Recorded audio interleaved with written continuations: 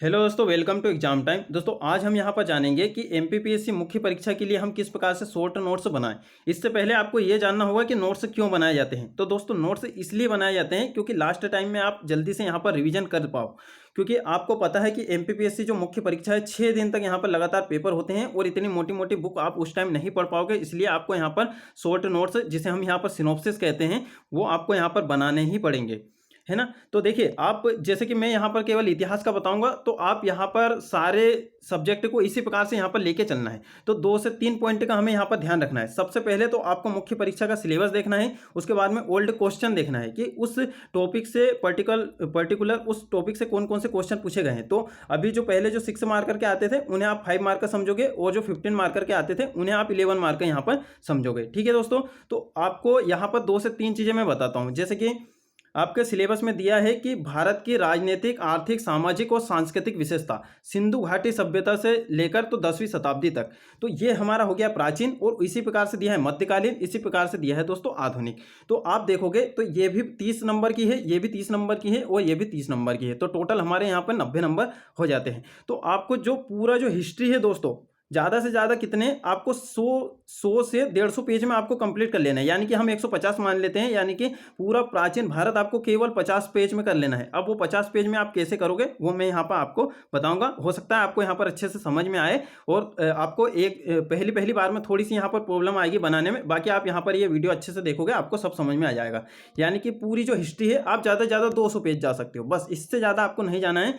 पूरे हिस्ट्री के तीनों पार्ट आपको 200 पेज में कंप्लीट करना है। अब वो कैसे करना है मैं आपको बताता हूँ। सबसे पहले आप क्या करोगे, फर्स्ट पेज लोगे, आप फोटोकॉपी वाला दोस्तों पेज लोगे, उसमें आपको नोट्स बनाना है। अब देखिए, फोटोकॉपी में बनाने का क्या हमें यहाँ पर इसका जो बेनिफिट है क्या मिलेगा, इसलिए मिलेगा जैसे सिंधु घाटी सभ्यता में आपको कुछ एक्स्ट्रा और मिला, तो आप उसमें एक पेज और ऐड कर सकते हो। ठीक है, तो आपको दोस्तों पूरा एक पेज लेना है, और उसमें जो एक पेज, जैसे कि आपका ये फ्रंट साइड और पीछे का बैक साइड, तो इन ये मिला के हमारा 2 पेज हो गया। तो पूरा सिंधु घाटी सभ्यता आपके 2 पेज में हो जाना चाहिए। यानी कि आगे का जो फ्रंट पेज है और बैक पेज है, इन दोनों को मिला के हम एक पेज बोल रहे हैं। ठीक है, तो आपका सिंधु घाटी सभ्यता इतने में कंप्लीट हो जाना चाहिए। और ज़्यादा से ज़्यादा यदि आप थोड़ा बड़ा बड़ा लिखते हो तो आप पीछे या फिर उसमें एक और पेज ऐड कर सकते हो। तो आपके 200 पेज में पूरे यहाँ पर हिस्ट्री के नोट से कंप्लीट हो जाएंगे। अब वो कैसे होंगे मैं यहाँ पर आपको पूरा बताऊंगा।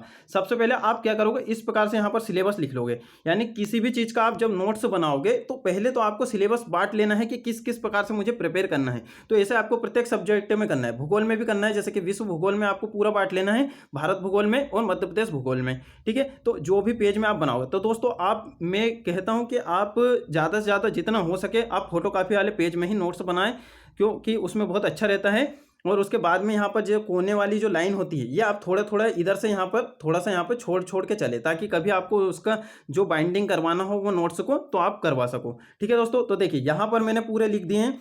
जैसे प्राचीन सिंधु घाटी सभ्यता, वैदिक, धार्मिक और विदेशी आक्रमण, महाजनपद काल, मौर्य, मौर्योत्तर काल, गुप्त काल, गुप्तोत्तर काल और पूर्व मध्यकाल। ठीक है, तो ये आपका यहाँ पर प्राचीन खत्म हो गया। उसके बाद में मध्यकाल के जो हमारे जो टॉपिक है वो है अरब एवं तुर्क आक्रमण, हम यहाँ पर पढ़ते हैं। उसके बाद में सल्तनत में ये सब पढ़ते हैं, तो ये पूरा एक साथ पढ़ते हैं। और सल्तनत की जितनी भी है सामाजिक, आर्थिक, धार्मिक, राजनीतिक विशेषता है और सांस्कृतिक विशेषता है, तो ये इन पर्टिकुलर की अलग अलग नहीं पढ़ते हैं, पूरे दिल्ली सल्तनत की साथ में पढ़ी जाती है। ठीक है, तो आपको पूरा जो सल्तनत काल है उसके साथ में तैयार करना है पूरी, है ना। सामाजिक, आर्थिक, राजनीतिक अलग से तैयार नहीं करना है कि गुलाम वंश की सामाजिक, आर्थिक, राजनीतिक, खिलजी वंश के सामाजिक, आर्थिक, राजनीतिक, ऐसा अलग से नहीं करना है। इनमें जो पर्टिकुलर जो शासक रहे हैं, जैसे कि आप गुलाम वंश में देखोगे तो सबसे फेमस कौन है, इल्तुतमिश है। उसके बाद में, क्योंकि उसे वास्तविक संस्थापक माना जाता है दिल्ली सल्तनत का।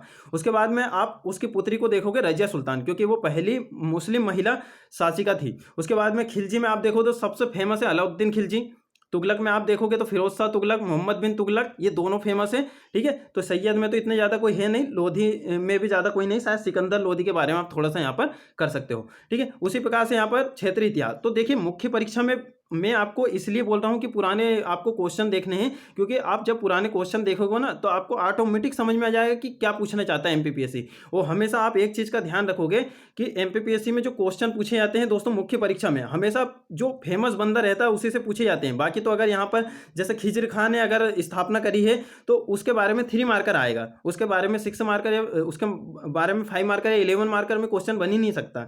ठीक है। तो जो छोटे मोटे जो शासक रहे हैं जिनकी विशेष उपलब्धियां रही, जैसे कि अलाउद्दीन खिलजी की आप बात करोगे, बाजार नियंत्रण लागू किया। मोहम्मद बिन तुगलक की बात करोगे तो उन्होंने सांकेतिक मुद्रा का प्रचलन किया था। उसके बाद में उन्हें मूर्ख शासक भी कहा जाता है, क्योंकि वो दिल्ली सल्तनत में एकमात्र ऐसा शासक था कि वो पढ़ा लिखा था, ठीक है, सबसे ज़्यादा पढ़ा लिखा था। तो ये बातों का आपको ध्यान रखना है। तो जो फेमस लोग होते हैं ना, उन्हीं से वहाँ पर क्वेश्चन आते हैं। क्षेत्रीय राज्य, उसके बाद में भक्ति आंदोलन, आपको सभी को 3 मार्कर में तैयार कर लेना है। और कुछ विशेष कुछ संस्था है, जैसे कि ब्रह्म समाज है, और भी ढेर सारी संस्था है ना। तो ब्रह्म समाज तो इधर आधुनिक में आ जाएगा, ठीक है। तो यहाँ पर ये हमारे तुलसीदास वगैरह ये आ जाते हैं, तो ये आपको यहाँ पर तैयार करना है। अब मुगल साम्राज्य बहुत काफ़ी ज़्यादा आईएमपी है, इससे क्वेश्चन आते हैं। तो इसकी जो सांस्कृतिक विशेषता है वो काफ़ी ज़्यादा आईएमपी है। मराठा साम्राज्य आप आधुनिक में भी पढ़ोगे, इसमें भी पढ़ोगे, तो आप यहाँ पढ़ लो या यहाँ पढ़ लो, एक ही बात है।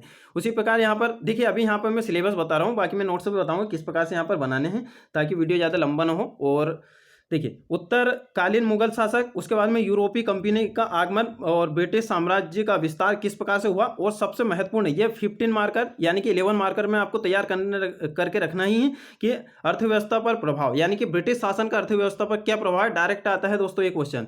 उसके बाद में भारतीय प्रतिक्रिया, अब इसमें आप 2-3 तरीके से, यानी कृषकों की क्या प्रतिक्रिया रही, उसके बाद में आदिवासियों की क्या प्रतिक्रिया रही, जन समुदाय की क्या रही। तो ये आप कोई भी मुख्य परीक्षा की बुक लोगे तो उसमें आपको ये मिल जाएगा। और देखिए 1857 से तो बहुत सिंपल क्वेश्चन आते हैं कि इसके क्या कारण रहे हैं, इसके सामाजिक, आर्थिक, राजनीतिक, धार्मिक कारण क्या क्या रहे हैं, और ये क्यों असफल रहा है। इस प्रकार से यहाँ पर क्वेश्चन बनते हैं। तो इसीलिए आपको पुराने क्वेश्चन जरूर देखना चाहिए, क्योंकि वही रिपीट होते हैं हर बार। भारतीय पुनर्जागरण, ठीक है, जैसे कि अभी हमारे प्रारंभिक परीक्षा में आया है ब्रह्म समाज वगैरह, तो यही सब चीज़ें हैं दोस्तों। आप मेंस में पढ़ोगे वही चीज़ें आपको प्रीलिम्स में पढ़ना है। अब यहाँ अच्छे से पढ़ लोगे तो आपके प्रीलिम्स तो वैसे ही क्वालिफाई होना है, यानी कि जो मुख्य परीक्षा अच्छे से करेगा तो वैसे ही यहाँ पर क्वालिफाई होना है। और राष्ट्रीय स्वतंत्रता आंदोलन, गणतंत्र के रूप में भारत का उदय, ठीक है। अब ये हम सब ने यहाँ पर देख लिया है। अब आपको कुछ विशेष यहाँ पर बातें हम बता देते हैं। देखिए, सभी टॉपिक में ओवरऑल राजनीतिक, आर्थिक, सामाजिक और सांस्कृतिक तैयार करना है। उसके बाद में टॉपिक के लास्ट में ओल्ड प्रश्न लिख लेना है, ताकि आपको समझ में आ जाए। चाहे तो आप टॉपिक के पहले भी लिख सकते हो। और 3 मार्क, 5 मार्क, 11 मार्क के अनुसार आपको नोट्स बनाना है। उसके बाद में हर टॉपिक से 3 मार्क का तैयार करना है, हर टॉपिक से दोस्तों, है ना। जैसे सिंधु घाटी सभ्यता से आप निकाल लोगे 20 से 25 आप 3 मार्क का, वैदिक सभ्यता से आप निकाल लोगे 20 से 25। उसके बाद में यहाँ पर देखिए, टॉपिक के लास्ट में प्रश्न देखना है कितने बन सकते हैं। अब जो पुराने प्रश्न आए हैं उनको तो आपको शॉर्ट नोट्स में आपको तब्दील करना है। उसके बाद में आप देख भी सकते हो नए प्रश्न कौन से बन सकते हैं। शॉर्ट फ्रेमिंग और टू द पॉइंट होने चाहिए। नोट्स ज़्यादा डिटेल में आपको करना ही नहीं है। उसके बाद में यहाँ पर नोट्स का बार बार मल्टीपल टाइम आपको रिवीजन करोगे तो आप वैसे ही यहाँ पर इंटर हो, यानी कि अंदर हो आप, ठीक है। अब बात करते हैं दोस्तों कैसे आपको नोट्स बनाना है। देखिए, जैसे कि मैंने ये एक पेज लिया था, अब मैंने यहाँ पर कुछ पेज ऐड करे हैं। देखिए, ये जो मैंने दोस्तों ये जो लिया है, ये हमारा है मौर्य साम्राज्य का। अब मौर्य साम्राज्य में आपको पता होगा पुस्तक से यहाँ पर क्वेश्चन आता है, या तो देखिए अर्थशास्त्र, कौटिल्य के जो अर्थशास्त्र है उससे आ सकता है, और इंडिका से आ सकता है। तो मैंने यहाँ पर 2 यहाँ पर पुस्तक लिखी है। अब देखिए मैंने किस प्रकार से यहाँ पर इसे लिखा है। आप चाहे तो इससे भी शॉर्ट यहाँ लिख सकते हो।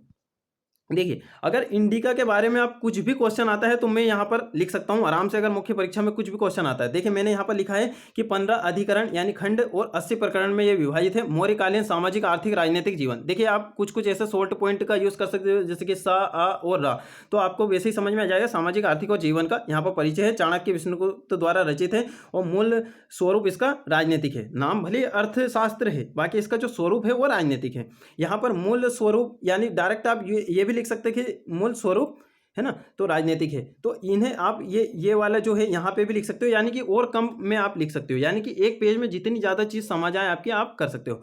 यहाँ पर इसमें 2 सिद्धांत है, एक तो मंडल सिद्धांत है, एक सप्तांग सिद्धांत है। सप्तांग सिद्धांत का देखिए आप इंट्रो इस प्रकार से बना सकते हो कि राज्य के शासन प्रशासन को क्रियान्वित करने के लिए, मैंने सिर्फ इतना सा लिखा, राज्य के शासन प्रशासन को क्रियान्वित करने के लिए। अब अगर मुझे ये क्वेश्चन अगर आता है कि अर्थशास्त्र के सप्तांग सिद्धांत को समझाइए, आपके ये एथिक्स वाले में भी है, तो मैं इसमें इंट्रो बना सकता हूँ। मैं मेरे मन से जैसे कि इस प्रकार से बना सकता हूँ कि मौर्यकालीन चंद्रगुप्त के जो प्रधानमंत्री थे चाणक्य विष्णुगुप्त ने अपना जो अर्थशास्त्र दिया था, उसमें उन्होंने अर्थशास्त्र पुस्तक में उन्होंने सप्तांग सिद्धांत बताया। उसमें राज्य के शासन प्रशासन को क्रियान्वित करने के लिए कुछ चीज़ें यहाँ पर बताई है। तो वो इस प्रकार है, निम्न प्रकार है, यानी कि हम कैसे भी यहाँ पर इंट्रो बना सकते हैं यदि हमें ये सब चीज़ें आती है तो, ठीक है। तो सप्तांग सिद्धांत का आप सिर्फ इतना इतना यहाँ पर लिख लोगे, ये सब चीज़ आपको याद रहेगी तो बाकी चीज़ आप मन से भी वहाँ पर लिख पाओगे। उसके बाद में मंडल सिद्धांत, राज्य को नियंत्रित करने के लिए, राज्य का स्थायित्व बनाने के लिए और राज्य का विस्तार के लिए, तो ये मंडल सिद्धांत था दोस्तों। ठीक है।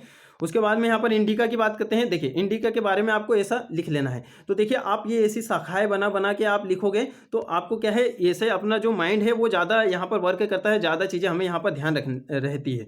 ठीक है। और आप सीधा सीधा यहाँ पर पैराग्राफ में यहाँ पर बनाओगे तो आपको लास्ट में कुछ भी ध्यान नहीं रहेगा। तो इस प्रकार से आपको बनाना है, जैसे कि मेगास्थनीज द्वारा रचित है। उसके बाद में इसमें पाटलिपुत्र का वर्णन किया गया है, भारत वर्णन किया गया है, मेगास्थनीज का यात्रा वृत्तांत है 303 ईसा पूर्व। उसके बाद में यहाँ पर मौर्य साम्राज्य के जो मौर्य साम्राज्य उसके संदर्भ में है, पाटलिपुत्र नगर की यहाँ पर विशेषता है। ठीक है। तो इस प्रकार से मैंने यहाँ पर लिखे हैं। अब देखिए यहाँ पर जैसे कि निर्माण योजनाबद्ध है, और देखिए पाटलिपुत्र नगर के बारे में यदि आता है तो मैंने यहाँ पर 4 से 5 पॉइंट यहाँ पर लिखे हैं। अब इससे मैं 5 मार्क का क्वेश्चन बना सकता हूँ कि जैसे कि निर्माण योजनाबद्ध तरीके से किया गया है, पाटलिपुत्र में गंगा सोन के संगम पर स्थित है और चारों ओर अभेद दीवार है। यानी कि इस प्रकार से लिख सकते हैं कि मेगास्थनीज की इंडिका में पाटलिपुत्र नगर का बहुत ही सौंदर्य और मनोहारी चित्रण किया गया है, वर्णन किया गया है। इस प्रकार से हम इंट्रो बना सकते हैं, किसी भी प्रकार से आप बना सकते हो जो आपको ठोस लगे बिल्कुल। और इस प्रकार से 4-5 पॉइंट आप की पॉइंट निकाल के आप लिख सकते हो। इसी प्रकार यहाँ पर भौगोलिक स्थिति का वर्णन किया गया है कि भारत का आकार चतुर्भुज है, इस प्रकार से बताया है। मेगास्थनीज ने अपनी इंडिका में खान पान में चावल का अधिक प्रयोग है, और यहाँ पर इन्होंने 7 जातियाँ बताई है कि भारत में उस टाइम यहाँ पर 7 जातियाँ यहाँ पर निवास करती थी, है ना। तो इनके जो मत है इनका खंडन भी किया गया है, इनका खंडन। अब इन्होंने देखो 2-3 चीज़ें ये भी बताई कि सती प्रथा का इसमें उल्लेख नहीं है, और भारतीय यूनानी देवता की पूजा करते हैं, और उसके बाद में लेखन कला से अनभिज्ञ है, राजा सर्वोच्च पदाधिकारी होता है, मृत्युदंड प्रचलित है। तो अब इसकी भी कुछ जो इतिहासकार हैं उन्होंने आलोचना की है। जैसे कि यहाँ पर आलोचना स्ट्रोबो ने कहा है कि अविश्वसनीय एवं झूठा वर्णन इन्होंने किया है, और अशुद्धियाँ और त्रुटियाँ इसमें है, भारत में यूनानी देवता पूजा। तो ये बात इन्होंने गलत बताई, क्योंकि यूनानी देवता की यहाँ पर पूजा नहीं होती है, और भारतीय लेखन कला से अनभिज्ञ नहीं है। ठीक है। तो ये सब 4 पॉइंट आप याद रखोगे, डायरेक्ट आपको पता चल जाएगा स्ट्रोबो ने क्या कहा है इंडिका के बारे में, है ना। और यहाँ पर ये देखिए, परंतु निम्न बातें हैं कि यूनानी होने के कारण जाति प्रथा नहीं समझ पाए। यानी कि देखिए यहाँ पर जो मेगास्थनीज हैं उन्होंने इस प्रकार से क्यों किया वर्णन, क्योंकि वो यूनानी थे, है ना, यूनानी या इंडो ग्रीक हम जिसे कहते हैं। तो वो उनके जो सोच विचार हैं, उनके रहन खान पान और उनके जो विचार हैं वैसे ही रहेंगे, तो वो भारतीयों के बारे में भी वैसे ही सोचेंगे। जैसे कि हम भारतीय हैं, हम जैसे कि इंग्लैंड में जाएंगे तो हम इसी प्रकार से सोचेंगे, क्योंकि हमारी जो सोच है उस प्रकार से हम उन्हें वहाँ पर उनका तुलना करने की कोशिश करेंगे। तो उसी प्रकार से ये सब चीज़ें हैं। तो आप की पॉइंट ऐसे ऐसे निकाल के आप यहाँ पर लिख सकते हो। यानी कि आप दोस्तों कि आप खुद से नोट से अच्छे से बना सकते हो। आपको करना क्या है, एक बार पहले टॉपिक पढ़ना है, टॉपिक पढ़ने के बाद में दूसरी बार में आपको की पॉइंट निकालना है, और तीसरी बार में नोट से बनाना है। तो आपको वैसे ही यहाँ पर समझ में आते जाएगा। पुराने क्वेश्चन आपको देखना बहुत जरूरी है। देखिए अब जब भी मुख्य परीक्षा आप कभी भी दोगे, आपको यहाँ पर ये कौटिल्य के अर्थशास्त्र से देखने को यहाँ पर क्वेश्चन मिल जाएगा, या फिर इंडिका से। अब हम और बात करते हैं। यहाँ पर देखिए ये थोड़े पेज आगे पीछे हो गए, मैं आपको यहाँ पर बताता हूँ। अब देखिए ये मैंने लिखा है दोस्तों, ये जो मैंने नोट्स बनाए हैं, देखिए ये जो मैंने नोट्स बनाया है ये है यहाँ पर सिंधु घाटी सभ्यता का, है ना। मैंने यहाँ पर सिर्फ कुछ पेज ऐड किए हैं। अब देखिए सिंधु घाटी सभ्यता का अगर राजनीतिक जीवन पूछते हैं तो मैंने यहाँ पर लिखा है, विद्वानों में मतभेद, पर्याप्त साक्ष्य उपलब्ध नहीं, फिर भी समय समय पर यहाँ तर्क दिए गए हैं। देखिए आप सभी जानते हैं कि राजनीतिक जीवन की इतनी ज़्यादा स्पष्ट वहाँ पर हमें जो दशा है वो दिखाई नहीं देती है सिंधु घाटी सभ्यता में। तो हंटर ने क्या कहा है, व्हीलर ने क्या कहा है, पिगट ने क्या कहा है। और देखिए एक चीज़ ये भी होती है कि जैसे कि इतिहासकार हमेशा अधिकतर यही रहते हैं कि हंटर, व्हीलर और पिगट, है ना। और कभी आपको ध्यान ना आए तो भी आप इन्हीं इतिहासकार का नाम यूज़ कर सकते हो। जैसे कि आप अशोक के बारे में लिख रहे हो, या फिर चंद्रगुप्त मौर्य के कुछ सांस्कृतिक विशेषता लिख रहे हो, तो इनका ही आप यूज़ कर सकते हो। ठीक है। देखिए मैंने यहाँ पर लिखा है जैसे कि मोहनजोदड़ो शासक व्यवस्था जनतंत्रात्मक थी। ठीक है। तो वहाँ पर भी जो राजनीतिक विशेषता थी वहाँ पर प्रबल नहीं थी। इस प्रकार से आप थोड़े अच्छे शब्द शैली का आप यहाँ पर चयन कर सकते हो। ठीक है। और यहाँ पर आप लास्ट में निष्कर्ष लिखना बहुत ज़्यादा जरूरी है। उसके बाद में यहाँ पर देखिए सिंधु घाटी सभ्यता का जो उद्भव है किस प्रकार से हुआ है, क्योंकि पतन के कारण अभी पूछा जा चुका है एमपीपीएससी में, तो उद्भव के कारण आप यहाँ पे पूछे जा सकते हैं। देखिए पहली बात तो साक्ष्य उपलब्ध नहीं है। आप जानते हो कि ये आग के ऐतिहासिक कालीन जो है ये सभ्यता है, तो इसके साक्ष्य ठीक तरीके से उपलब्ध नहीं है। सभी स्थल विकसित अवस्था में पाए गए हैं। उसके बाद में यहाँ पर साहित्यिक स्रोत यहाँ पर उपलब्ध नहीं है। और यहाँ पर आप जितने भी देखोगे मृदभाण वगैरह और वहाँ से जितने भी जो चीज़ें मिली है ना, तो वहाँ से आप सिर्फ अंदाज़ा लगा सकते हो। तो इसमें भी कुछ विद्वानों के अलग अलग मतभेद है, जैसे कि यहाँ पर विदेशी प्रभाव रहा है, आर्यों का प्रभाव रहा है, देसी संस्कृति है और यह मिश्रित जाति है। तो इनमें कुछ कुछ इतिहासकार के आप यहाँ पर नाम याद कर लोगे, है ना, तो इनके आप नाम याद कर लोगे तो आप यहाँ पर ये क्वेश्चन को डील कर पाओगे। तो यानी कि इतने छोटे आपको यहाँ पर नोट्स बनाने पड़ेंगे।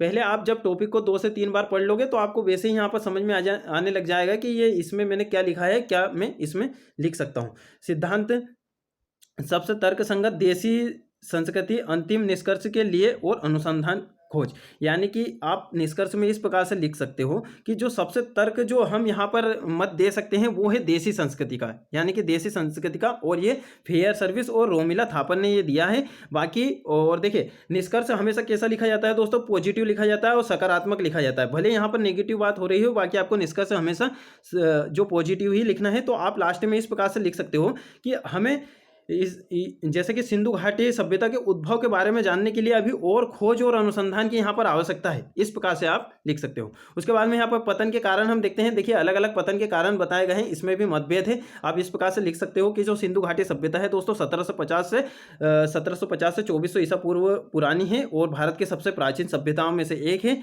और इसका जो प्रसिद्धि जैसे कि प्रसिद्ध जो है वो यहाँ पर बाढ़ का कारण माना जाता है। बाकी अन्य वैज्ञानिकों के द्वारा या फिर इतिहासकारों के द्वारा कुछ अलग अलग मत दिए गए, जैसे कि आर्य आक्रमण, बाढ़, जलवायु परिवर्तन, नदी मार्ग परिवर्तन या अन्य कारण भी दिए जाते हैं। उनमें आप इन साहित्यकारों या इतिहासकारों का आप यहाँ पर नाम लिख दोगे तो आपके लिए ये काफ़ी यहाँ पर अच्छे मार्क्स आप गेन कर सकते हो। ठीक है, देखिए निष्कर्ष में वापस से वही, तो एक ही निष्कर्ष को आप 2-3 जगह यहाँ पर यूज़ कर सकते हो। उसके बाद में यहाँ पर प्रभाव की बात करते हैं कि सिंधु घाटी सभ्यता किस लिए जानी जाती है, यानी कि इसकी देन क्या है। ठीक है, तो देखिए आपका जो 15 नंबर का जो क्वेश्चन है या 11 मार्क का हम कह सकते हैं, तो नगर नियोजन से डायरेक्ट बन सकता है। तो इसकी प्रमुख देन क्या है, जैसे कि चौड़ी सड़कें है, गंदा पानी निष्कासन की यहाँ पर व्यवस्था थी, उसके बाद में साफ सफाई की व्यवस्था थी, सार्वजनिक स्नानागार था और भवन निर्माण था। तो सिर्फ आपको इस प्रकार के बुलेट पॉइंट लिख लेना है। अब इसमें अगर पॉइंट आपको याद नहीं आते हैं तो आप अलग से भी यहाँ पर और भी लिख सकते हो, यानी कि और डिटेल में यहाँ पर थोड़ा सा बना सकते हो। उसके बाद में कला के क्षेत्र में सामाजिक जीवन, आर्थिक जीवन, धार्मिक जीवन। यदि इस प्रकार से क्वेश्चन पूछा जाता है कि सिंधु घाटी सभ्यता की समाज को देन क्या है, यानी कि उसकी देन क्या है, तो इस प्रकार से आपको अलग अलग डायमेंशन में उत्तर को कवर करना है। जैसे कि सुनियोजित नगर योजना वहाँ पर थी, कला के क्षेत्र में बता सकते हो, फिर सामाजिक जीवन, आर्थिक जीवन और धार्मिक जीवन। ठीक है, तो इस प्रकार से आपको अब देखिए कोई भी टॉपिक के आप दोस्तों नोट्स बनाओगे तो सबसे पहले आपको इस प्रकार से यहाँ पर उसके बारे में कुछ बेसिक पॉइंट लिख लेना चाहिए। जैसे कि आप अब यहाँ पर मैंने मौर्य का पूरा यहाँ पर आपको बताया है। मौर्य काल में आप बनाओगे 322 से लेकर 185 ईसा पूर्व तक ये था, इसका भी आप इंट्रो बना सकते हो। स्थायित्व, जल कल्याणकारी और भावना प्रतापी शासक यहाँ पर थे। अखिल भारतीय समाज की यहाँ पर स्थापना की गई थी। भारत में सबसे पहली बार अखिल भारतीय साम्राज्य की स्थापना, यानी भारत को, पूरे अखंड भारत को एक करने का जो कार्य किया गया था मौर्य काल में ही किया गया था, चंद्रगुप्त मौर्य के द्वारा। इसका संस्थापक था चंद्रगुप्त मौर्य और ये चाणक्य इनके प्रधानमंत्री थे, गुरु भी हम इनके कह सकते हैं। 322 ईसा पूर्व में मौर्य वंश आया था, मगध में इसकी स्थापना हुई थी। ठीक है, इस प्रकार से आप छोटे छोटे मैप भी यहाँ पर बना सकते हो, क्योंकि आपको आंसर राइटिंग में थोड़े मैप का भी यूज़ करना है ना। तो ये मैंने थोड़ा पहले से बनाया था, यानी कि देखिए बनाया था मैंने 2019 में से के, अभी नए तरीके से आपको बनाना है, तो वही मैं आपको बता रहा हूँ। देखिए इसका जो विस्तार है, इधर अफगानिस्तान में काबुल तक था, इधर पाटलिपुत्र तक था, यानी कि दक्षिण भारत में इसका विस्तार नहीं था। यह आपको ध्यान रखना है। दक्षिण भारत में दोस्तों जब अशोक आया था वो लेके गया था, ये भी आपको यहाँ पर ध्यान रखना है। अब देखिए मौर्य साम्राज्य को अलग अलग इस प्रकार से आपको बांट लेना है। इस प्रकार से आप बनाओगे, स्त्रोत पढ़ना है। उसके बाद में मौर्य कौन थे इसके बारे में क्वेश्चन आ सकता है, महान शासक। केवल आपको चंद्रगुप्त और बिंबिसार और अशोक के बारे में सिर्फ तैयार करना है। 5-5 नंबर के क्वेश्चन इनसे डायरेक्ट पूछेंगे, या तो चंद्रगुप्त की उपलब्धियां पूछेंगे, बिंदुसार की पूछेंगे, और अशोक के बारे में तो भरपूर पूछा जा सकता है। अशोक महान क्यों था, अशोक ने बौद्ध धर्म के प्रचार के लिए क्या क्या तरीके अपनाए हैं, बहुत सारी चीज़ें। उसके बाद में इसकी प्रशासन की विशेषता, सामाजिक और आर्थिक और सांस्कृतिक में ही कला और संस्कृति हमारा आ जाता है। अब बात करते हैं दोस्तों स्त्रोत की। स्त्रोत को आपको इस प्रकार से बांट लेना है। अब स्त्रोत आप जगह जगह यहाँ पर प्रयोग कर सकते हो, जैसे अशोक का लिखोगे उसमें भी लिख सकते हो, उसके बाद में चंद्रगुप्त मौर्य बिंबिसार का आप लिखोगे उसमें लिख सकते हो। ठीक है, है ना। और अर्थशास्त्र का मैंने कौटिल्य का तो आपको बता ही दिया, इंडिका का भी आपको बता दिया है किस प्रकार से बनाना है। अब इसमें धार्मिक भी है, कुछ धर्मनिरपेक्ष भी है। धर्मनिरपेक्ष दोस्तों वो होता है कि ये धर्म से संबंधित नहीं है। अब धार्मिक स्त्रोत भी कुछ कहते हैं, जैसे कि बौद्ध धर्म के हैं, जैन धर्म के हैं, दीपवंश, महावंश और मिलिंदपन्ह। और जैन में आप देखोगे कल्पसूत्र जो कि भद्रबाहु द्वारा रचित है, और परिशिष्ट पर्वन जो कि हेमचंद्र द्वारा रचित है। अब देखिए यहीं से तो आपके प्रारंभिक परीक्षा के भी क्वेश्चन बन रहे हैं। आप डायरेक्ट पूछ सकते हैं वो कि परिशिष्ट पर्वन किसकी रचना है ना। और विष्णु पुराण में भी इसका वर्णन है। देखिए इतने सारे ऐतिहासिक हमारे पास स्त्रोत है। अब आपसे यदि इंटरव्यू में पूछा जाता है कि मौर्य काल को जानने के लिए क्या क्या स्त्रोत है, यानी किस प्रकार आप देखोगे कि ये मौर्य काल की जो सामाजिक विशेषता है आप किस आधार पर कह सकते हो कि ऐसी थी, तो आप इनका यहाँ पर संदर्भ दे सकते हो कि आप बता सकते हो कि जो साहित्यिक स्त्रोत है, एक जो दो धार्मिक ग्रंथ है बौद्ध जैन, तो उसमें दीपवंश, महावंश, मिलिंद पन्हों में इस प्रकार की यहाँ पर चीज़ें बताई गई है। अब कुछ विदेशी स्त्रोत भी है, जैसे कि सबसे फेमस जो स्त्रोत है इंडिका मेगास्थनीज की। उसके बाद में प्रमाणिक एवं विश्वसनीय है, चंद्रगुप्त के शासन व्यवस्था के बारे में इसमें बताया गया है, इंडिका के बारे में शासन और भारत की भौगोलिक स्थिति के वर्णन इन्होंने किया है, लोगों के खान पान का, वेशभूषा, विवाह पद्धति, शिक्षा पद्धति और पाटलिपुत्र का यहाँ पर वर्णन किया गया है। ठीक है। और यहाँ पर कला के क्षेत्र में आप बता सकते हो, जैसे पाटलिपुत्र नगर है और ये मौर्यकालीन राजप्रसाद गृह ये कहा जाता था, चंद्रगुप्त ने इसका निर्माण कराया था। अब जैसे कि अशोक के जो अभिलेख हैं उनसे भी हमें यहाँ पर जानकारी मिलती है। ठीक है। तो मैं आपको सिर्फ यहाँ पर ये बता रहा हूँ किस प्रकार से आपको बनाना है। तो दोस्तों आपको इसी प्रकार से एक पेज लेना है, पेज में आपको जो जो समझ में आ रहा है सबसे पहले आपको क्या करना है, टॉपिक के बेसिक पॉइंट आपको लिख लेना है। अब बनाना कैसे है, आपका जो सिलेबस है दोस्तों, सिलेबस की प्रत्येक लाइन पढ़ो, लाइन पढ़ने के बाद में उसके अलग अलग डायमेंशन निकालते जाओ। ठीक है। तो अब सिंधु घाटी सभ्यता से हमें दिया है, तो आपको प्रागैतिहासिक काल में नहीं जाना है, प्रागैतिहासिक काल छोड़ दो, डायरेक्ट सिंधु घाटी सभ्यता से आओ, है ना। ये आपका हो गया है। अब देखिए जैसे कि यहाँ पर गुप्त काल के बारे में थोड़ा सा देख लेते हैं। यहाँ पर थोड़े से पेज क्या है आगे पीछे हो गए हैं, जैसे कि अभी मैं थोड़ा सा यहाँ पर त्रिपक्षीय संघर्ष आपको थोड़ा सा बता देता हूँ। देखिए आप क्या कर सकते हो, जैसे कि किसी किसी चीज़ में आप इस प्रकार के यहाँ पर डायरेक्ट फ्रेमिंग बना के, जैसे कि इस प्रकार से मैंने फ्रेमिंग बनाई है, जैसे गुर्जर प्रतिहार, राष्ट्रकूट, पाल और ये कन्नौज, यानी कि कन्नौज के लिए, कन्नौज पर अधिकार के लिए इन तीनों जो वंश है, राजवंश है, इनमें हमेशा युद्ध होता रहता था। इस प्रकार से आप भारत का यहाँ पर थोड़ा सा मैप बना के दर्शा सकते हो आपका जो आंसर है उसमें। तो वो जो आंसर चेक करेगा उन्हें भी यहाँ पर समझ में आएंगे कि हाँ इस प्रकार से इन्हें थोड़ा सा भौगोलिक चीज़ों का भी यहाँ पर ज्ञान है। ठीक है। इस प्रकार से आप डायमेंशन बना सकते हो दोस्तों। ठीक है। इस प्रकार से फ्रेमिंग आप कर सकते हो। और यहाँ पर आप ये लिख सकते हो जैसे कि जो प्रमुख शासक कौन कौन थे, इंट्रो आप दे सकते हो। यदि 11 मार्कर में पूछा जाता है कि त्रिपक्षीय संघर्ष को यहाँ पर बताइए, तो इंट्रो आप दे सकते हो 2 लाइन का, उसमें प्रमुख शासक आप यहाँ पर बता सकते हो। गुर्जर प्रतिहार में, राष्ट्रकूट में, पाल में धर्मपाल हो गया। ठीक है। इस प्रकार से उसके बाद में यहाँ पर क्या कारण बता सकते हो, यानी कि क्या कारण रहे कि इनके बीच में यहाँ पर युद्ध हुआ, उसके बाद में निष्कर्ष आप यहाँ पर लिख सकते हो। और इस प्रकार भी आप यहाँ पर बना सकते हो। तो आप इस प्रकार से थोड़ी थोड़ी यहाँ पर फ्रेमिंग बनाओगे तो भी आपको यहाँ पर समझ में आते रहेगा। अब बात करते हैं गुप्त काल की। तो गुप्त काल में भी देखिए सबसे पहले मैं नोट्स बनाता हूँ तो मैं यही करता हूँ, सबसे पहले उसकी बेसिक चीज़ें यहाँ पर लिख लेता हूँ। देखिए यहाँ पर 240 से 550 ईसा पूर्व तक गुप्त काल था, स्वर्णकाल इसे कहा जाता है, गोल्डन ईरा। उसके बाद में इसकी जो स्थापना है ये श्रीगुप्त ने की थी, और जो घटोत्कच था इलाहाबाद के कौशाम्बी के पास, इसका यहाँ पर ये वर्णन मिलता है, कुषाणों के अधीन ये थे। उसके बाद में वास्तविक शासक ये नहीं माना जाता है ना। तो चंद्रगुप्त प्रथम है वो यहाँ पर इसका वास्तविक संस्थापक माना जाता है। तो एक क्वेश्चन तो यही बन जाएगा कि चंद्रगुप्त प्रथम को इसका वास्तविक संस्थापक क्यों कहा जाता है। इस प्रकार से आप थोड़ा सा यहाँ पर भारत का यहाँ पर मैप बना के बता सकते हो, जैसे कि यहाँ पर पाटलिपुत्र जो मुख्य केंद्र था, और ये यहाँ पर इनका अप्रत्यक्ष शासन था, शासन तो था बाकी अप्रत्यक्ष था, इनका प्रत्यक्ष शासन केवल उत्तर भारत में ही था, है ना। और ये इधर भी अप्रत्यक्ष शासन था। अब थोड़ा सा आपको यहाँ पर इस प्रकार से डायमेंशन यहाँ पर बना लेना है। क्या करना है, सबसे पहले परिचय अपन ने लिख दिया यहाँ पर, ये जो मैंने ऊपर लिखा है जो थोड़ा थोड़ा इंट्रो वही परिचय है। स्त्रोत की बात करते हैं। देखिए इतिहास जो है, इतिहास में सबसे ज़्यादा जो महत्वपूर्ण है स्त्रोत की बात, यानी कि आप कुछ भी चीज़ बता रहे हो तो आपको उसका तथ्य बताना पड़ेगा कि आपने ये कहाँ से ली जानकारी। तो सबसे पहले आप कोई भी क्वेश्चन लिखो इतिहास का, आपको सबसे पहले स्त्रोत बताना है दोस्तों। ठीक है। उसके बाद में प्रमुख शासक, आपको चंद्रगुप्त फर्स्ट के बारे में तैयार करना है, और समुद्रगुप्त के बारे में, चंद्रगुप्त द्वितीय के बारे में। आप चाहो तो यहाँ पर कुमारगुप्त के बारे में भी यहाँ पर कर सकते हो, उन्होंने तक्षशिला का यहाँ पर निर्माण करवाया था, ये आपको ध्यान रखना है। प्रशासन, आर्थिक, सामाजिक, धार्मिक, कला संस्कृति, विज्ञान एवं तकनीक, और गुप्त काल को स्वर्णकाल क्यों कहा जाता है। ये दोस्तों यहाँ पर मैंने क्या लिखा है देखिए, है ना, कौन से क्वेश्चन कितनी बार पूछे गए हैं। तो अभी तक आप देखोगे ये समुद्रगुप्त के बारे में 3 बार पूछे जा चुका है क्वेश्चन, 1990 से लेकर अभी तक आप क्वेश्चन देखोगे। चंद्रगुप्त द्वितीय के बारे में 3 बार क्वेश्चन आया है, और ये जो गुप्त काल है इसके प्रशासन के बारे में 2 बार क्वेश्चन आया है। ठीक है। उसके बाद में आप गुप्त काल को स्वर्ण काल क्यों कहा जाता है, ये 5 बार क्वेश्चन आ चुका है ना। तो और कला संस्कृति के बारे में 6 बार आ चुका है, विज्ञान एवं तकनीक के बारे में 2 बार क्वेश्चन आ चुका है। तो देखिए कितने ज़्यादा आईएमपी है। तो हमेशा एग्जाम में वही चीज़ आती है, गुप्त काल जाना ही इसलिए जाता है क्योंकि उसे स्वर्ण काल कहा जाता है। यहाँ पर बहुत सारी चीज़ें एक साथ यहाँ पर घटने लगी थी। यहाँ पर कला के क्षेत्र में यहाँ पर वृद्धि हुई थी। उसके बाद में यहाँ पर मंदिर निर्माण का जो सबसे पहला जो साक्ष्य मिलता है वो गुप्त काल से ही मिलता है। इससे पहले आप देखोगे कि मंदिर का निर्माण का साक्ष्य ही नहीं है ना। गुप्त काल जैसे ही आया था तब से मंदिर बनने स्टार्ट हुए हैं। उसके बाद में यहाँ पर देखिए स्थापना चंद्रगुप्त फर्स्ट के बारे में आप लिख सकते हो। 3 मार्कर में आपसे पूछा जा सकता है, यहीं आपके 3 मार्कर भी यहाँ पर कंप्लीट हो रहे हैं। इस प्रकार से आप लिख सकते हो। थोड़ा सा वीडियो को पॉज करके देख सकते हो क्योंकि यहाँ पर वीडियो कुछ ज़्यादा लंबा हो जाएगा, है ना। अब गुप्त काल के यहाँ पर स्त्रोत की बात करते हैं। तो देखिए यहाँ पर ये साहित्यिक स्त्रोत है। साहित्यिक स्त्रोत में धार्मिक, गैर धार्मिक, पुरातात्विक और विदेशी विवरण, तो इसी प्रकार के स्त्रोत मिलेंगे आपको प्राचीन इतिहास में।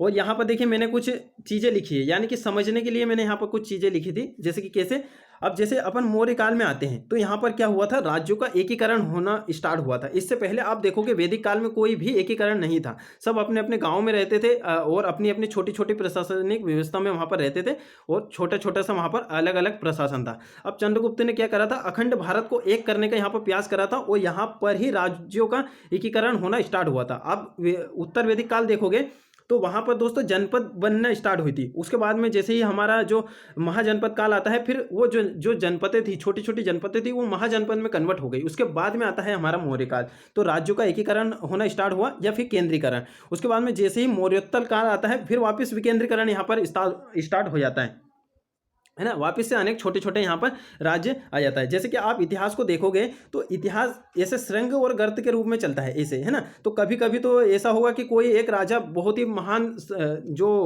महान यहाँ पर साम्राज्य स्थापित कर देगा और फिर वापस से वहाँ खंड खंड हो जाएगा। तो भारत का ऐसा बहुत बार हुआ है। आप देखोगे यहाँ पर प्राचीन इतिहास में और मध्यकालीन इतिहास में भी जाओगे तो इसी प्रकार से है। जैसे चंद्रगुप्त मौर्य ने क्या करा था, पूरे अखंड भारत को एक करा था। मौर्य काल में आप जैसे ही आओगे वापस से यहाँ पर विखंडन होना यहाँ पर स्टार्ट हो जाता है ना। तो दक्षिण में आप देखोगे जैसे सातवाहन वंश हो गया है और भी इस प्रकार के ढेर सारे वंश है। अब आ जाते हैं गुप्त काल में। वापस से यहाँ पर राज्यों का एकीकरण होना स्टार्ट हुआ था। आप देखोगे गुप्त काल में यहाँ पर जो हमारा अवंती है इसे भी मिला लिया गया था। और गुप्तोत्तर काल जैसे ही आता है वापस विकेंद्रीकरण, है ना। उसके बाद में यहाँ पर राजपूत काल आता है। तो यहाँ पर सामंतवाद की यहाँ पर प्रथा यहाँ पर स्टार्ट होती है, ठीक है। जैसे कि भूमि यहाँ पर जो जमींदारी व्यवस्था है उस प्रकार से हम यहाँ पर दे सकते हैं, सामंत यहाँ पर हो गए थे। उसके बाद में ठीक है, तो ये आपका यहाँ पर हो गया दोस्तों गुप्त काल का, इस प्रकार से बनाना है। और देखिए यहाँ पर मैंने लिखा है जैसे कि गुप्त, अब ये यहाँ पर आर्यों का आक्रमण का आ गया है ना। आर्यों का आक्रमण जो वैदिक काल की बात करते हैं, तो आर्यों का आगमन किस प्रकार से हुआ था, इन्होंने देखिए इनमें आर्यावर्त उस टाइम कहा जाता था, इसमें भी कुछ मतभेद है। इनका जो विस्तार है या फिर ये जो आए हैं तो ये अफगानिस्तान से आए हैं या हिमालय से आए हैं और ये भारत के अरावली क्षेत्र तक यहाँ पर विस्तृत है, यानी कि इतने दूर तक ये थे। और इसमें भी अलग अलग मत हैं आप देखोगे, है ना। तो इस प्रकार से आप इंट्रो बना सकते हो। देखिए आर्यों के आगमन के में बहुत सारे इतिहासकारों में मतभेद है ना। इस प्रकार से आप दे सकते हो और फिर अलग अलग विद्वानों के यहाँ पर मत लिख सकते हो। जैसे कि कोई बताता है कि ये यूरोप के निवासी थे, कोई बताता मध्य एशिया के थे, उसके बाद में कोई उत्तरी ध्रुव से बताता है, कोई तिब्बत से बताता है, कोई सप्त सेंधव प्रदेश से बताता है और कुछ अन्य चारागाह की खोज में ये आए थे। इस प्रकार से कुछ बताते हैं। देखिए अब आपसे यहाँ पर प्रारंभिक परीक्षा में कैसे क्वेश्चन बनेंगे कि आर्यों के जो आगमन है या आर्यों का जो मूल निवास स्थान है उत्तरी ध्रुव किसने माना है, तो यह आप यहाँ पर डायरेक्ट लिख दोगे बाल गंगाधर तिलक। इन्होंने अपनी जो पुस्तक है Arctic home in the Vedas, तो इसमें उन्होंने बताया है बाल गंगाधर तिलक ने कि इनका जो आर्यों का मुख्य जो निवास स्थान है वो उत्तरी ध्रुव को इन्होंने माना है। पंडित दयानंद सरस्वती ने तिब्बत को माना है। मध्य एशिया में मैक्स मुलर ने माना है मध्य एशिया, ये आपको लुसेंट में भी देखने को मिलेगा। तो यहीं से क्वेश्चन आते हैं दोस्तों इसी प्रकार से। और ये यूरोप में माना है और इस प्रकार से आप यहाँ पर लिख सकते हो। कुछ की पॉइंट जो है वो इस प्रकार से यहाँ पर लिख सकते हो जो आपको समझ में आता है। आप इसे 4 से 5 बार रिवाइज करोगे तो आपका अगर इस प्रकार से क्वेश्चन आता है कि आर्यों का जो मूल निवास स्थान में जो इतिहासकारों में मतभेद है उसे समझाइए, तो आप यहाँ पर बना सकते हो। उसके बाद में यहाँ पर देखिए ऋग्वैदिक उत्तर वैदिक में दोनों में अंतर पूछा जा सकता है, तो मैंने यहाँ पर एक ही पेज ऐड किया है। ऋग्वैदिक का आर्थिक जीवन और उत्तर वैदिक का आर्थिक जीवन, ये 1500 से 1000 ईसा पूर्व थी। इसकी जानकारी ऋग्वेद से मिलती है ना। तो ऋग्वैदिक काल की जानकारी ऋग्वेद से मिलती है, जबकि उत्तर वैदिक काल की जो जानकारी है वो सभी से मिलती है ना। उसके बाद में जैसे अथर्ववेद देखोगे, बाद में जो आरण्यक आए थे इस प्रकार से सबसे यहाँ पर मिलती है। तो देखिए आप आर्थिक जीवन जब भी लिखोगे किसी भी चीज़ का, तो आपको ये 4 से 5 पॉइंट याद रखना, बुलेट पॉइंट, इसी में आपको आर्थिक जीवन उनका लिखना पड़ता है। जैसे कृषि का कैसा विकास था, वहाँ पर कृषि की दशा क्या थी, पशुपालन किस प्रकार का था, व्यापार वाणिज्य किस प्रकार का था, यातायात किस प्रकार का था, माप तोल की प्रणाली किस प्रकार की थी। तो हम यहाँ पर थोड़ा सा समझने का भी प्रयास करते हैं, है ना। तो इस प्रकार के दोस्तों छोटे छोटे नोट्स बनाने हैं आपको, छोटे छोटे, यानी कि उस पेज में आप जितना छोटा लिख सको। तो ये जो वैदिक काल है, उत्तर वैदिक और ऋग्वैदिक काल, ये आपका 2 से 3 पेज में यहाँ पर कंप्लीट हो जाएगा। जैसे मैंने यहाँ पर कुछ शॉर्ट पॉइंट लिखे हैं, जैसे कि स्थायी निवास, और मैंने यहाँ पर लगा दिया क्रॉस, यानी कि यहाँ पर स्थायी निवास की इनकी प्रवृत्ति नहीं थी, महत्व कम था, कृषि का महत्व कम था, सीमित था। उसके बाद में यहाँ पर ऐसे की पॉइंट आप लिख सकते हो, फसल, यहाँ पर जौ का ज्ञान था, सिंचाई, तालाब की व्यवस्था थी, और ऋग्वेद के जो चौथा मंडल है इसमें 3 नाम का उल्लेख है, ऊर्धन, संपत्ति और धान्य। ठीक है, इस प्रकार से। अब जो हम बात करते हैं उत्तर वैदिक काल में कृषि का कैसा क्या विकास था, तो यहाँ पर मुख्य साधन जीवन निर्वाह की पद्धति यहाँ पर आ गई थी। उसके बाद में यहाँ पर फसल, गेहूं, जौ, चावल, दाल, उसके बाद में लोहे का प्रयोग यहाँ पर हो गया था। तो लोहे के प्रयोग से यहाँ पर कृषि को ज़्यादा महत्ता मिली थी। और आप यहाँ पर देखोगे कि ये गंगा दोआब के क्षेत्र में, जैसे कि ये हमारा भारत है दोस्तों, ठीक है, तो ये हमारा भारत है। तो आप ये ऊपर ऊपर का जो हिस्सा यहाँ पर देखोगे, तो अधिकतर देखना सबसे ज़्यादा जो युद्ध वगैरह हुए हैं वो यहीं से लेकर हुए हैं। जैसे कन्नौज में आप त्रिपक्षीय संघर्ष देखोगे, पाल, गुर्जर, प्रतिहाल और राष्ट्रकूट के बारे में।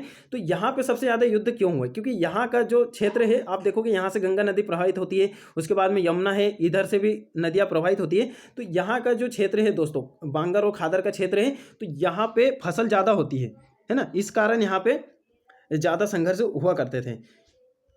और दिल्ली सल्तनत भी यहीं पर स्थापित था, आप सब जानते हो। और यहाँ पर लोहे के प्रयोग से कृषि में यहाँ पर बदलाव आ चुका था। जैसे कि यहाँ पर औजार बनने लगे, हल बनने लगे, तो कृषि में क्या है, विकास होगा, कृषि का विकास होगा। गोबर, खाद एवं नहर और सिंचाई का भी यहाँ पर विकसित रूप में थी। उसके बाद में पशुपालन देखोगे, तो सबसे ज़्यादा महत्व इस टाइम यहाँ पर पशुपालन का था, है ना। गाय का सर्वाधिक था, यहाँ पूज्यनीय थी, और मुख्य व्यवसाय यही था, पशुपालन। आप देखोगे ऋग्वैदिक काल में सबसे जो मुख्य व्यवसाय कौन सा था, पशुपालन था। और जैसे ये आप उत्तर वैदिक काल में आ जाओगे, है ना, तो ये जो पशुपालन का द्वितीय स्थान हो जाता है, सबसे प्रमुख क्या हो जाती है, कृषि हो जाती है। इस प्रकार से देखिए, आप बार बार इस प्रकार से दोस्तों रिवाइज करोगे तो आपको यहाँ पर सब चीज़ें समझ में आने लगेगी। और इससे पहले आपको पूरा टॉपिक अच्छे से यहाँ पर पढ़ना पड़ेगा।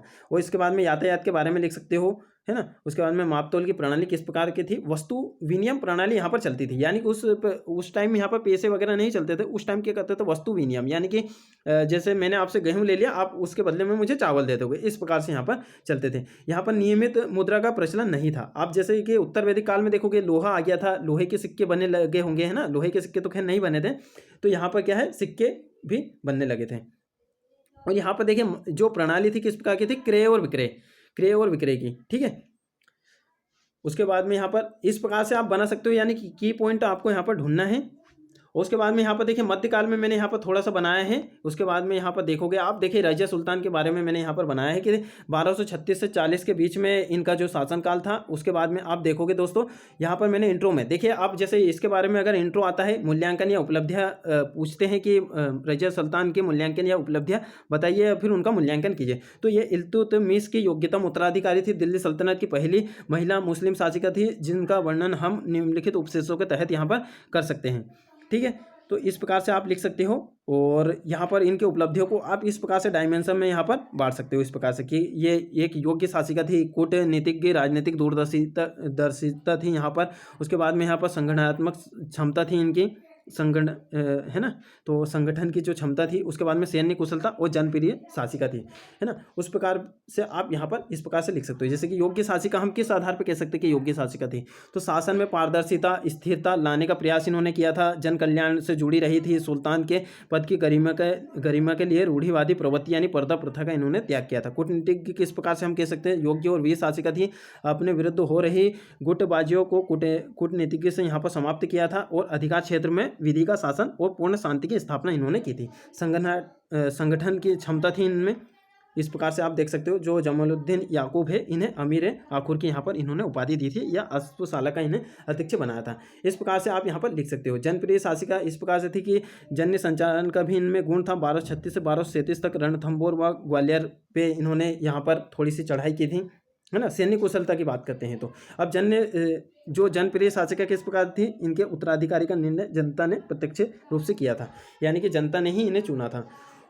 इस प्रकार से आप लिख सकते हो। यानी कि आपको कुछ नहीं करना है, आपको 2 से 3 बार उसका पढ़ना है, जो आपका जो कंटेंट है, आप जो भी बुक से पढ़ना चाहो आकार के, निर्माण के, ठीक है। तो मैंने यहाँ पर थोड़े से निर्माण से यहाँ पर बनाए हैं, और कुछ भी आपको एक्स्ट्रा पॉइंट और भी मिलते हैं, तो यहाँ पर जो छोटे छोटे गैप है इनमें भी आप थोड़ा सा यहाँ पर लिख सकते हो, अलग अलग पेन का यहाँ पर यूज़ करके। देखिए अशोक महान के बारे में यदि आता है क्वेश्चन, तो आप इस प्रकार से बना सकते हो। देखिए यहाँ पर मैंने पूरा एक पेज में पूरा अशोक के बारे में यहाँ पर बना लिया है। अशोक के बारे में अब यदि कोई भी क्वेश्चन आता है तो यहाँ पर मेरे हाथ वो क्वेश्चन गलत नहीं होगा, और वो मैं आराम से उसे कर पाऊंगा। अगर मुझसे पूछा जाता है कि अशोक महान के बारे में बताइए, फिर अशोक महान का मूल्यांकन कीजिए, ठीक है, तो इस प्रकार से मैं कर सकता हूँ। उनका थोड़ा सा परिचय दूंगा, उसके बाद में कलिंग युद्ध के बारे में बताऊंगा, अशोक के धम्म के बारे में बताऊंगा 2 से 4 लाइन, और अशोक के अभिलेख के बारे में चर्चा करूंगा। अब अगर ये पूछा जाता है कि अशोक के महान कहे जाने के क्या आधार है, तो मैं इन बिंदुओं के तहत इनका यहाँ पर वर्णन करूंगा कि एक विजेता के रूप में, एक कुशल शासक और सुधारक के रूप में, धर्म विजेता के रूप में, बौद्ध धर्म के प्रचारक के रूप में, कला व महान संरक्षक और विश्व शांति के अग्रदूत थे, और राष्ट्र के ये निर्माता थे, ठीक है, इस प्रकार से। तो इस प्रकार से आपको की पॉइंट लिखना है। आप वीडियो को पॉज करके अच्छे से यहाँ पर देख सकते हो। परिचय में आप इस प्रकार से लिख सकते हो, है ना। बिंदुसार का उत्तराधिकारी था, समाज विस्तारक था। इसकी जानकारी जो है हमें बौद्ध ग्रंथ जो है दीपवंश महावंश से मिलती है, और इनके अभिलेख या शिलालेख से मिलती है। अवंती का राज्यपाल था, है ना, इस प्रकार से। अब कलिंग युद्ध के बारे में पूछा जा सकता है कि कलिंग युद्ध में हुए नरसंहार का वर्णन कीजिए, कि क्या कारण था कि कलिंग युद्ध हुआ, उसका परिणाम क्या हुआ, इस प्रकार से आपसे पूछ सकते हैं। सबसे पहले आपको स्रोत देना है कि आपको कहाँ से जानकारी मिलती है। तो जो आप देखोगे अशोक का जो 13वां शिलालेख है, इसमें इनके जो राज्याभिषेक हुआ था उसके 8वें वर्ष की ये घटना है। उसके बाद में यहाँ पर आप देखोगे जानकारी कहाँ से मिलती है, खारवेल के हाथी गुफा अभिलेख से आपको यहाँ पर ये जानकारी मिलती है। वो साम्राज्य का विस्तार का उद्देश्य था, सुरक्षा, दृढ़ता, एकीकरण के लिए, और दक्षिण भारत से व्यापार मौर्य साम्राज्य से लगा था, इस कारण ये इनके कारण थे। उसके बाद में महत्व क्या है, परिणाम ये क्या हुए थे, इस प्रकार से आप वीडियो को पॉज करके देख सकते हो। अशोक के धम्म यानी कि धम्म प्रचार के लिए इन्होंने क्या क्या तरीके अपनाए हैं, उसके बाद में उसकी विशेषता क्या है, उसका स्वरूप कैसा था, अशोक का धम्म के स्वरूप किस प्रकार से था, इस प्रकार से आप देख सकते हो। तो आपको कम शब्दों में इसी प्रकार से यहाँ पर दोस्तों नोट्स बनाना है। अब यहाँ पर मैं थोड़े जो ब्राह्मणता साहित्य के बारे में लिखा था, बौद्ध साहित्य, जैन साहित्य, ठीक है। ब्राह्मणता साहित्य में 2 ही आते हैं। देखिए ब्राह्मणेतर साहित्य ये होता है कि जिनमें यानी कि जो अलग है, यानी कि जो अलग के जो साहित्य हैं वो, ठीक है।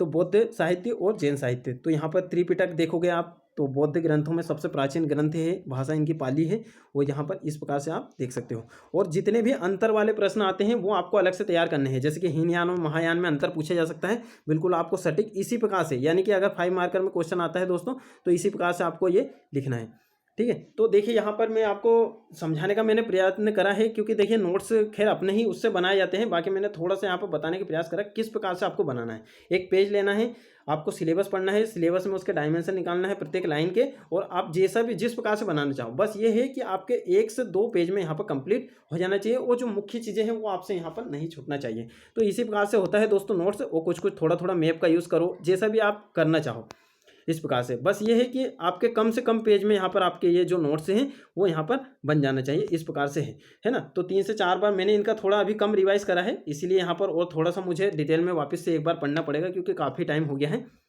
तो इस प्रकार से आप देख सकते हो, है ना। इस प्रकार से आपको नोट्स बनाने हैं, सभी सब्जेक्ट में इसी प्रकार से करना है। कुछ कुछ आप अलग अलग जगह जैसे कि इस प्रकार से बना सकते हो, अलग अलग जैसे पेड़ों की शाखाएं निकाल के, इस प्रकार से उनकी महत्वपूर्ण जो चीज़ें हैं, है ना। तो आपको ये जो नोट्स हैं आपको कोई नहीं बताएगा, आपको खुद से यहाँ पर समझ विकसित करनी होगी, और आपको अलग अलग ये डायमेंशन निकालने होंगे। सबसे जो जरूरी चीज़ें हैं वो यही है कि आपको ओल्ड क्वेश्चन पेपर देखो प्रत्येक टॉपिक से, सिंधु घाटी सभ्यता से कैसे कैसे क्वेश्चन पूछे गए हैं, वैदिक सभ्यता से कैसे, और धार्मिक आंदोलन से कैसे। धार्मिक आंदोलन में केवल 2 ही पढ़ना है, जैन और बौद्ध, और विदेशी आक्रमण आपको पढ़ना है। जो सिकंदर का जो आक्रमण हुआ था वही आपको पढ़ना है, यूनानी आक्रमण, ठीक है दोस्तों। इस प्रकार से बनाना है, और आधुनिक भारत में भी इसी प्रकार से आपको बनाना है। यानी कि आप जो भी आप कोशिश करो कि आपके 200 पेज में पूरा हिस्ट्री यहाँ पर कंप्लीट हो जाए। इसी प्रकार से आप भूगोल के बनाओगे दोस्तों, भूगोल का भी आपसे कम से कम 200 पेज में आपका पूरा कंप्लीट हो जाना चाहिए। इसी प्रकार के सारे नोट्स आपको बनाना है।